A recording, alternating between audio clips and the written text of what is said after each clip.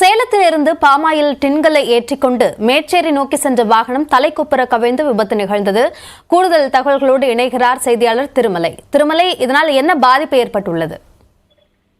அபிநயா, மேச்சேரி அருகே எண்ணெய் ஏற்றி சென்ற வாகனம் தலைக்குப்புற கவிழ்ந்து விபத்துக்குள்ளானதில் எண்ணெய் சாலையில் கொட்டியதால் அங்கு பரபரப்பு நிலவியது. அது மட்டுமின்றி அரசு நிகழ்ச்சிக்கு சென்ற தமிழ்நாடு சுற்றுலாத்துறை அமைச்சர் ராஜேந்திரன் தனது வாகனத்தை நிறுத்தி விபத்தில் சிக்கியவர்களுக்கு ஆறுதல் தெரிவித்ததோடு மக்களுக்கு பாதிப்பு ஏற்படாத வகையில் போக்குவரத்தை சீர் செய்யவும் அறிவுறுத்தியிருந்தார். குறிப்பா சேலம் மாவட்டம் மேச்சேரி பகுதியைச் சேர்ந்த கார்த்தி என்பவர் இன்று மதியம் சேலத்தில் இருந்து பாமாயில் டின்களை ஏற்றிக்கொண்டு மேச்சேரி நோக்கி சென்று கொண்டிருந்தார். அப்போது மேச்சேரி அருகே புறாகுண்டு என்ற இடத்தில் மினி டெம்போ வாகனத்தின் டயர் வெடித்ததில் நிலை தடுமாறி சாலையின் குறுக்கே கவிழ்ந்து விபத்திற்கு உள்ளானது. இதில் வாகனத்தில் இருந்த எண்ணெய் முழுவதுமாக சாலையில் கொட்டியது.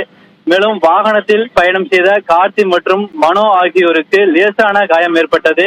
இந்த நிலையில் மேட்டூரில் நடைபெறும் அரசு விழாவில் பங்கேற்பதற்காக சேலத்தில் இருந்து மேட்டூருக்கு சென்ற தமிழ்நாடு சுற்றுலாத்துறை அமைச்சர் ராஜேந்திரன் தனது வாகனத்தை நிறுத்தி விபத்து நடந்தது குறித்து கேட்டறிந்து காயமடைந்தவர்களுக்கு ஆறுதல் கூறினார்.